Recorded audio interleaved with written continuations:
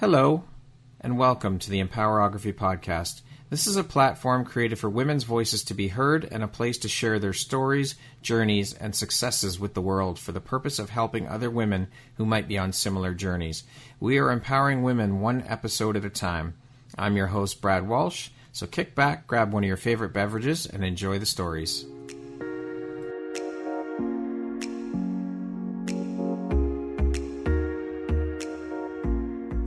If you're looking for jewelry that makes an impact on your self-care routine and your style, Empowerography would love to offer you a discount code to one of our exclusive partners, Quartz and Canary Jewelry and Wellness Company.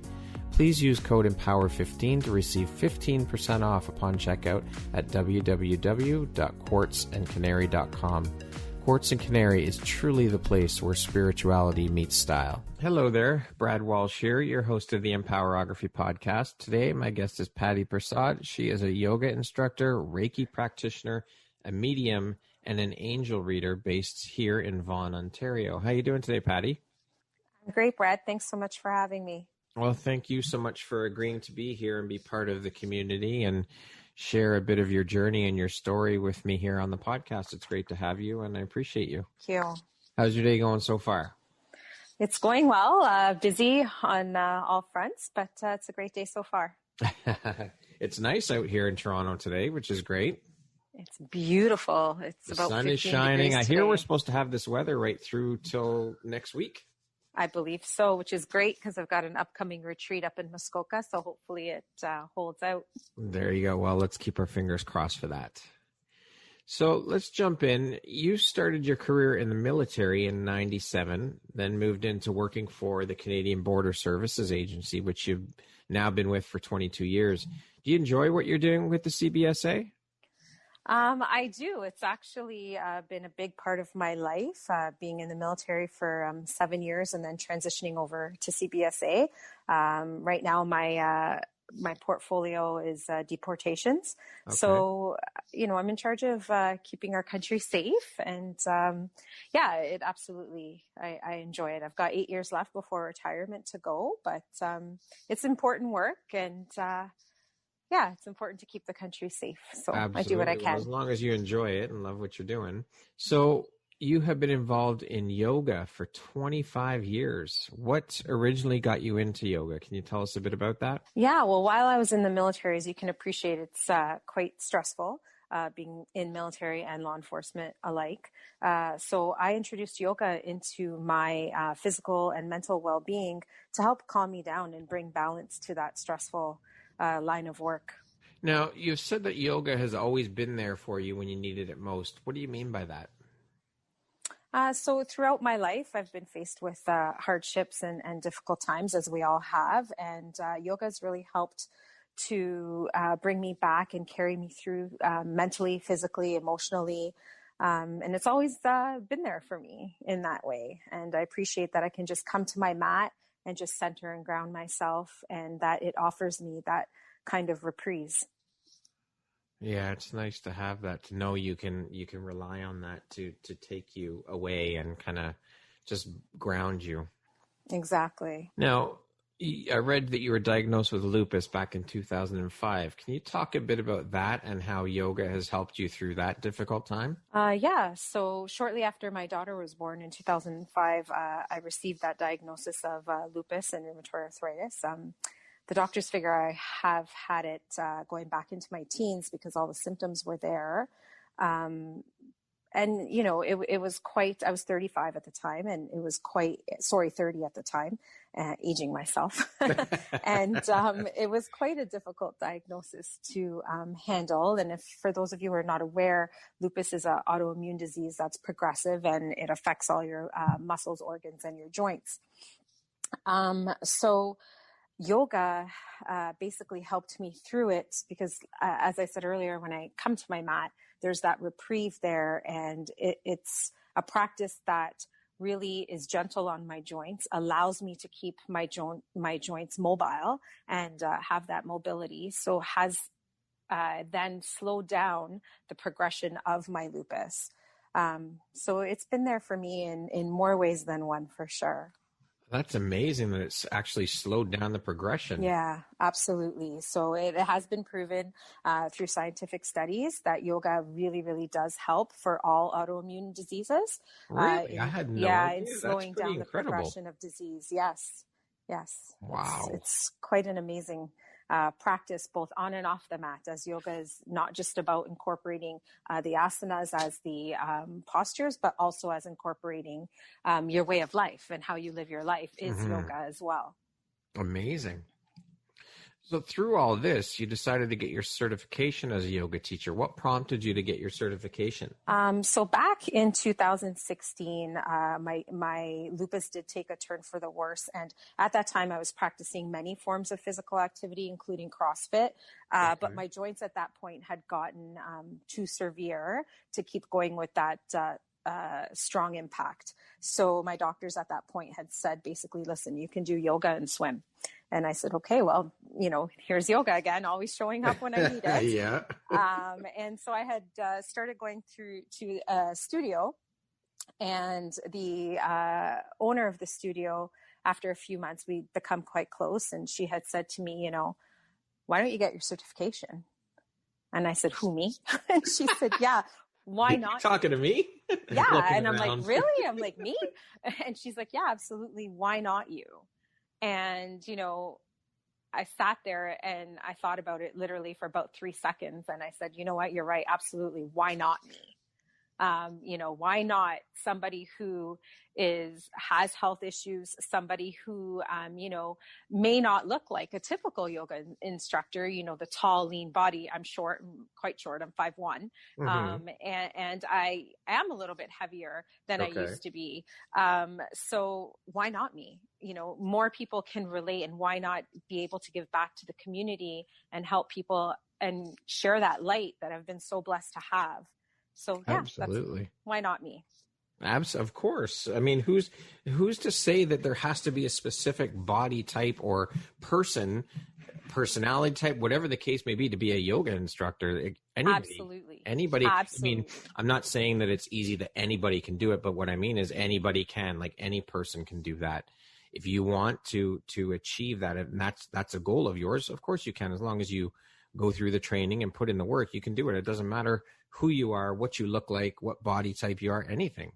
Exactly. And that really is the beauty of yoga, that yoga is absolutely for anybody and everybody, no matter, your shape, your size, your height, your physical limitations. It truly is for everybody. That's amazing. What do you love most about being able to bring this art form to others and teach it?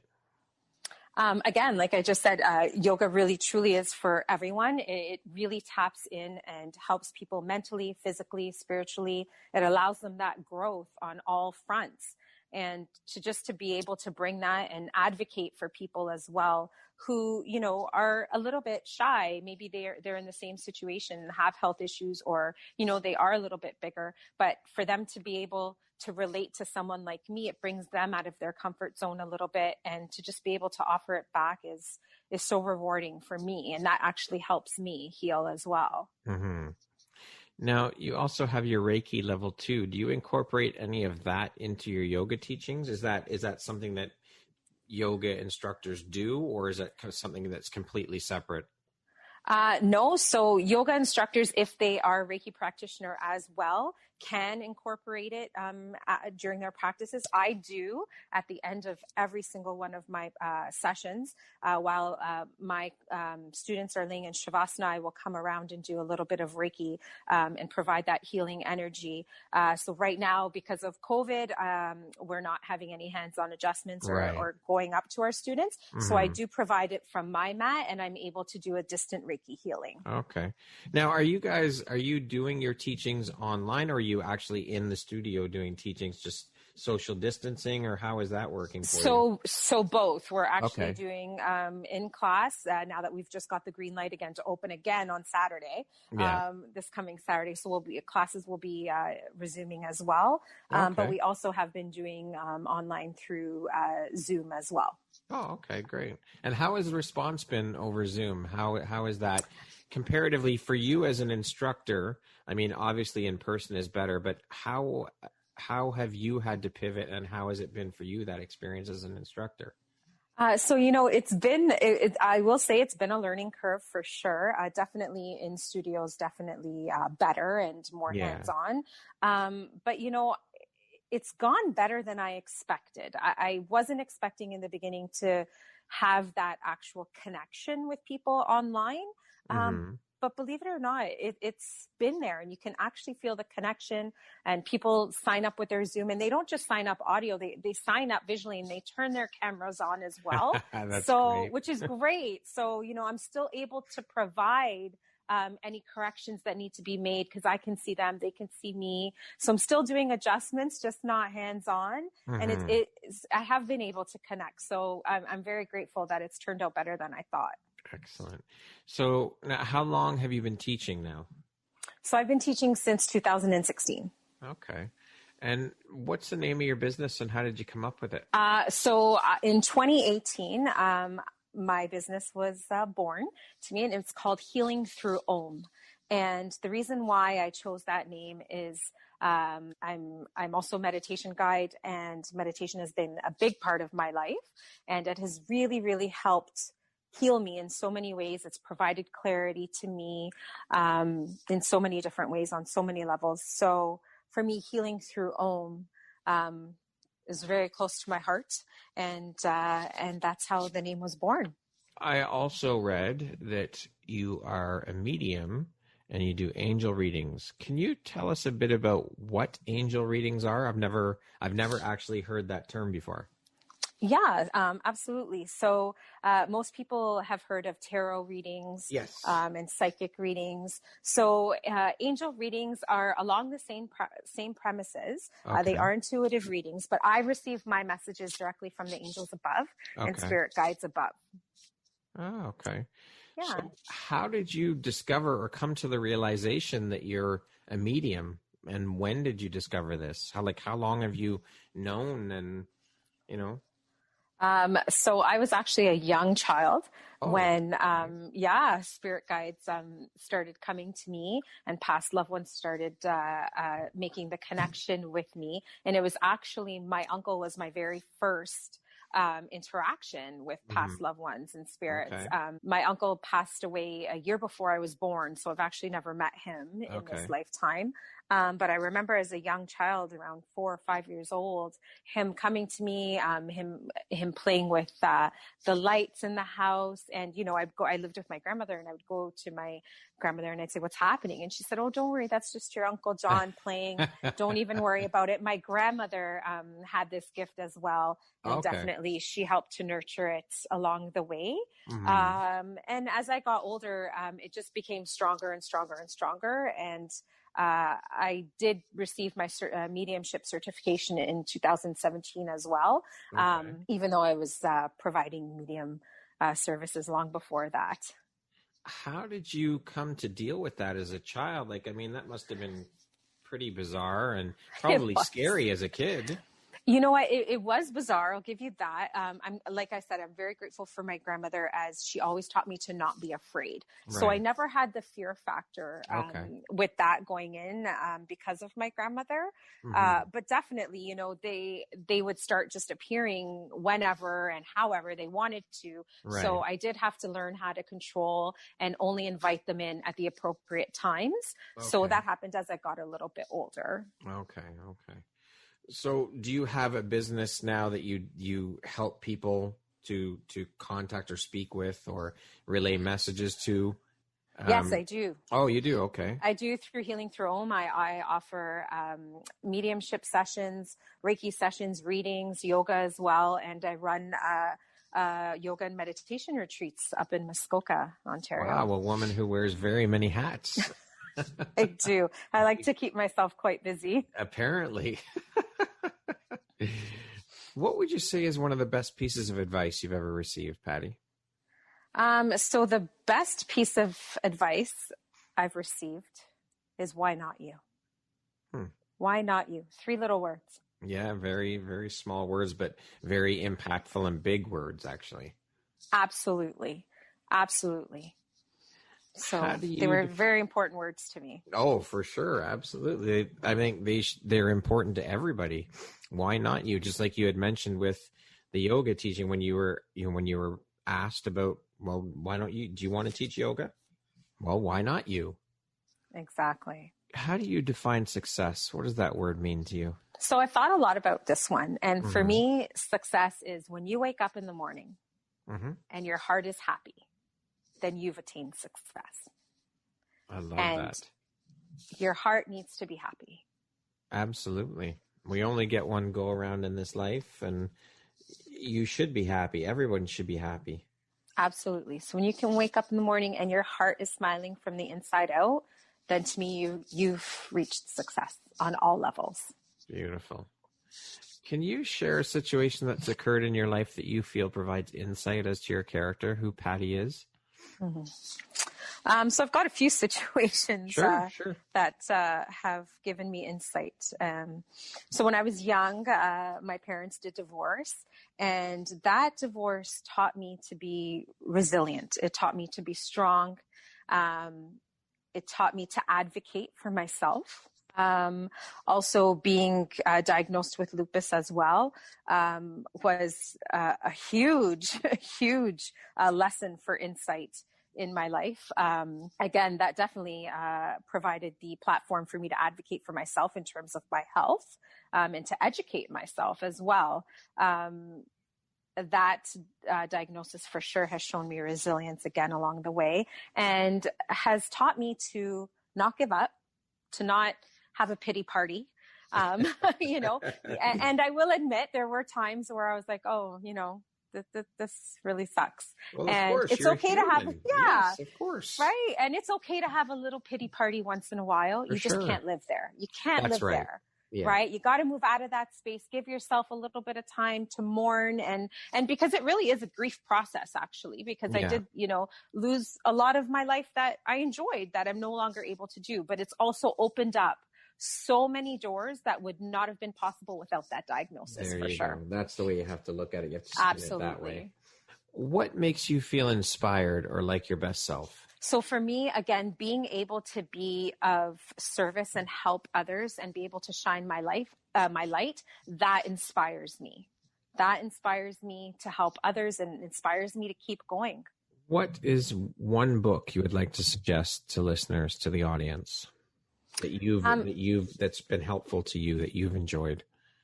So for me, I really, really love Gabrielle Bernstein, and her book, The Universe Has Your Back, has been one of my favorites for quite a while.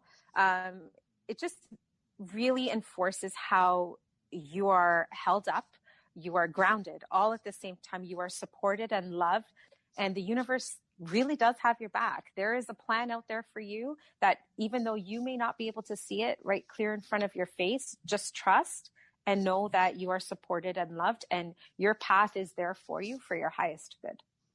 I will have to check that one out.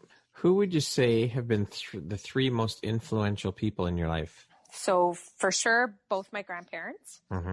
I would not be the person I am today without them. So I'm eternally grateful to have had them in my life. And I will also say my mother was very influential in my life as well for me. What do you feel most grateful for in your life? So yes, I have two children, and I'm extremely grateful for my girls for sure. But for me, believe it or not, it's actually my diagnosis of lupus. Yeah, because you know what? It has pushed me to be better. It has pushed me to realize that there are no limitations other than those that I impose on myself. So it really has given me that strength above anything else to just keep going. And for that, I'm grateful. Amazing. I mean, we as humans continually put limitations on ourselves. It's all of these self-limiting beliefs that prevent us from doing and accomplishing so many things in life. Absolutely. What does the word empowerment mean to you? So empowerment to me means, again, making your heart happy. When your heart is happy and you wake up in the morning, then you are full of empowerment at that point. You can then go on and give that gift of helping others when you feel empowered. And the only way for me that you can feel empowered is having your heart truly be happy. I like it. How would you like to be remembered, Patti? Just as someone who is always there to help others and to be of light and of service to others, and always smiling. I do tend to smile quite a lot. That's good. So there's nothing wrong with that. Smiling is an amazing thing. And it can brighten someone else's day just with a smile. Exactly. Because you never know what someone else you walk by on the street is going through, what they're dealing with, and to have just something as simple as a smile change their complete day, their outlook, everything is an incredible thing. Something and it's so small. True. That's right. Because everyone is really on their own journey, and you may not know anything about their journey. That's right. And if you can just provide a little smile, that really may make a big difference for them. It could absolutely change their entire day. It could change their mood, and it doesn't cost you a damn thing to do it. Exactly. It actually takes more energy out of you to frown and be upset. That's right. And be angry. Right. Use more muscles. That's right. Yeah, for sure. That's right. What would you say is one of your favorite quotes? So for me, my most favorite quote is, whether you think you can or you think you can't, you're absolutely right. And that's by Henry Ford. So yes, for me, that rings very true for me. And I hold that quote very dear to me. I love that quote. That's a great quote. It really is. How would you describe yourself in one word? I'd say tenacious. Tenacious. Okay. Mm-hmm. What is your personal motto? So my personal motto for me is focus on the inside and the rest will follow. Again, this goes back to a theme that's been popping up a lot over the past couple of weeks for me through conversation with different women. And it's self-love. Everything starts there. That is the foundation for absolutely everything. Well, it's absolutely true, Brad, because and this is a huge focus for me in my classes and my teachings, is focusing on self-love and your heart chakra. Because when you have fully attained self-love, that's the only time when you can fully give yourself to others. But that self-love has to be there first. Absolutely. That's right. Yeah, you have to put yourself first, because if you don't, what good are you to other people? If you don't love yourself, how can anyone else love you? If you don't look after yourself, how can you give to anybody else? You'll have nothing left. You can't pour from an empty cup. That's exactly it, Brad. That's exactly it. You can't look at it, as I'm being selfish, looking after myself. No. Take that time, nurture yourself, love yourself, do whatever it is you need to do for your self-care, your self-love, and your self-growth. Yeah. And then the rewards will be countless when you do that. Absolutely. Well, I mean, you even think about it when you're sitting on a plane on the runway waiting to take off. What do they tell you when they're going through their explanation of, if we run into an emergency situation, put your own mask on first? That's right. That's exactly it. Put your own oxygen mask on first. What gives you the motivation to keep going? So definitely my girls, being there for my daughters, being able to live a long, strong life for them, and being their mom that they deserve. I'm blessed that they chose me to be their mom. So they are my motivation for staying healthy, staying strong, and being able to give back to them and to others as well. What makes you smile? So my heart being happy makes me smile. It really, really does. Yeah, that's my main thing for me, is again, having that true happy heart. And that makes me smile, and seeing my girls flourish and being happy as well. That makes me smile as well. Money or fame? So actually neither. Okay. But if I have to choose one, I'm going to say money. And it's only because I'm actually quite shy. So for me to be in the forefront in the limelight, I don't enjoy that at all. Right. Okay. Yeah. Early bird or night owl? Definitely an early bird. I'm usually up by between 5 and 6 a.m. every morning. Okay. And by 9 o'clock, I'm usually looking to go to bed, 9, 10 o'clock. Yeah, for sure. And it's always been that way, even as a teenager. Oh, really? So, yeah. Wow. So me staying up till like 2, 3 in the morning would actually just be torturous for me as a teenager and young Really? adult. Yeah, because I'd still wake up by 5, 6 o'clock. Wow. So yeah, for sure. I mean, when you're made it difficult going out with friends. Did you not stay out late with your friends? I did, but I would really suffer because I wouldn't sleep in till noon the next day like they all did. So yeah. Speaking of being an early bird, what's the first thing you do when you wake up? Gratitude prayer. I haven't even gotten out of bed. I sit up in my bed. Mm-hmm. I put my hands over my heart and it's gratitude prayer right before my feet even touch the floor. If you had a theme song that played every time you walked into a room, what song would that be? So, and those who know me well, that Bon Jovi has been my biggest fan since I was 12 years old and I'm 46. So, the song is It's My Life. Okay. It's My Life, 100% by Bon Jovi. That's appropriate. It really is. Who in your life has had the biggest impact on you and why? So here, this goes to my grandmother for sure. Mm-hmm. She raised me to be the woman I am today. She instilled strength. She instilled love. She instilled some very strong values, and resilience as well. She always taught me to hold my head up high and to keep moving forward no matter what you're presented with. So beautiful. If you could sit down for a 1-hour conversation with anyone in the world, alive or dead, who would it be and why? Bon Jovi. Hands down. I did have the pleasure of didn't even have to think about that one. No. I've had the pleasure of meeting him. I've been to every single concert of his since I was 12 in Toronto and Vancouver. Yes, every single one. And again, I'm 46, so I haven't missed any, except for this past July because of COVID. Yeah. But I did have the pleasure of meeting him about 4 years ago. Oh, wow. Yeah, and we did a meet and greet, but it wasn't an hour long. It was really quick.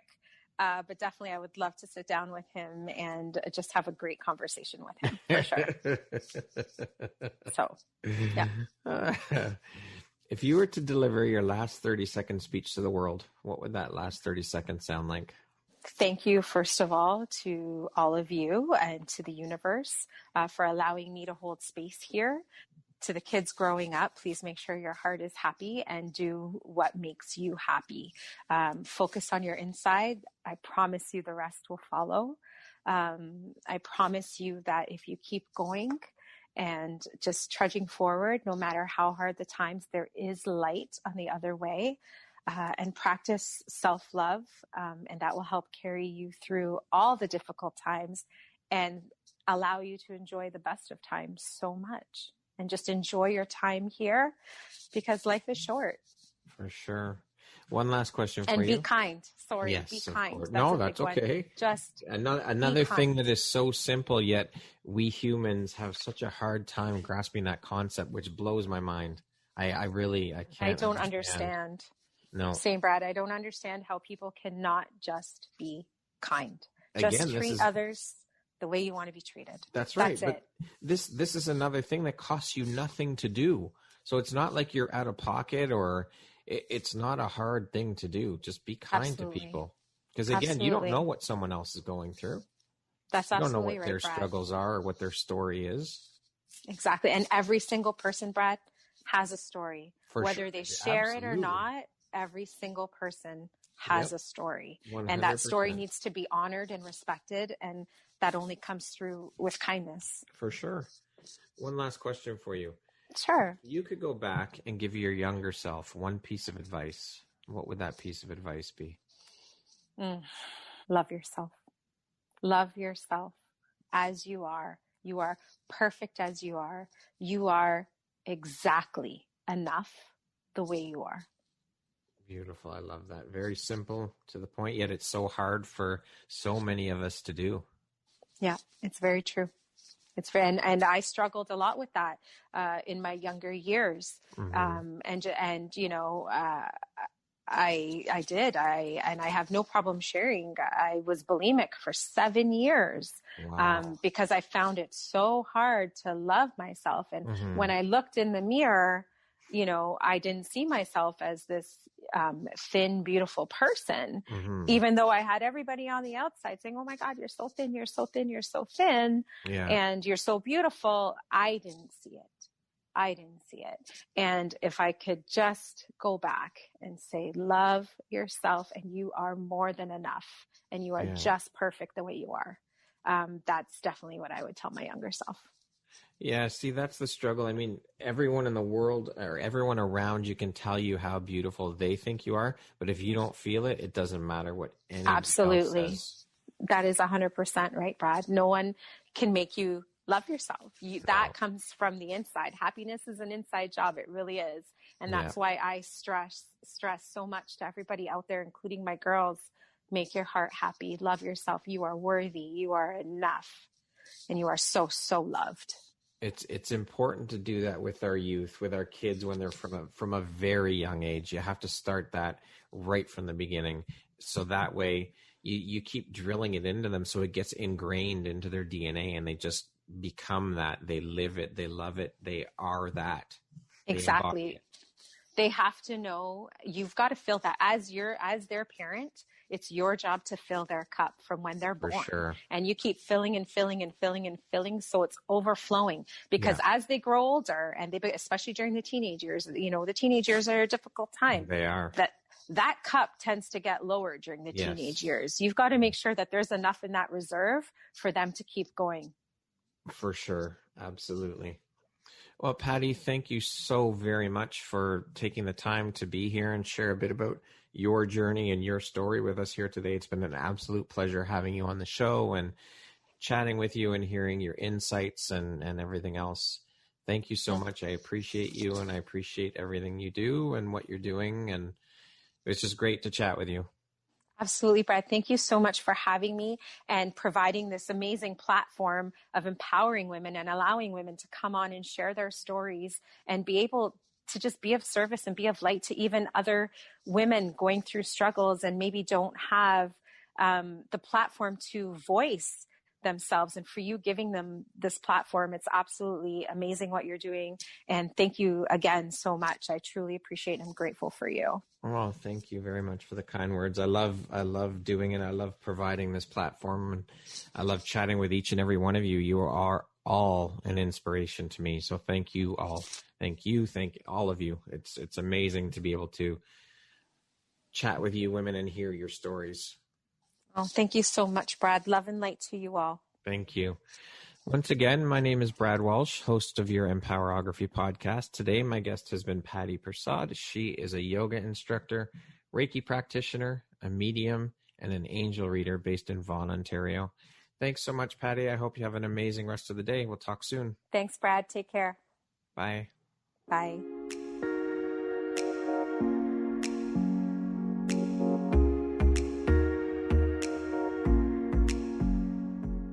Thank you very much for listening to this podcast. If you haven't yet, please be sure to subscribe, rate, review, and share with all your friends. You can find me at visuphoria.ca and follow me on Instagram at Empowerography Podcast and on Facebook at Empowerography. Please join me next time for another inspirational story from yet another amazing woman.